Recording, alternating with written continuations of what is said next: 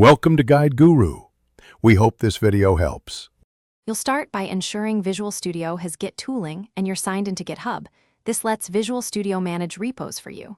Once set, open your solution and check the Solution Explorer to verify files. Next, initialize a local repo via Team Explorer or Git menu. This creates Git metadata and stages your project. Make sure to set your Git ignore for common build artifacts so you don't commit unnecessary files. This saves cleanup later and keeps commits clean. Now you'll commit and create a workflow. Stage files, write a concise commit message, and commit to your local branch. Once done, create a descriptive branch for your feature so you isolate work and enable pull requests. Then add the GitHub repository as the remote origin. Use Team Explorer or Git CLI to link local and remote. After confirming remotes, push your branch to GitHub. This publishes changes and lets collaborators review. Make sure to pull first to avoid merge conflicts.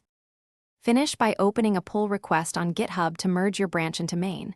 This records discussion and CI checks.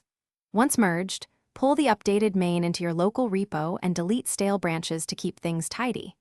If you encounter merge conflicts, Visual Studio's merge editor shows markers and lets you choose changes. Resolve carefully and run the build and tests before committing the resolved files. If pushing fails, check authentication, remote URL, and that you've pulled latest changes.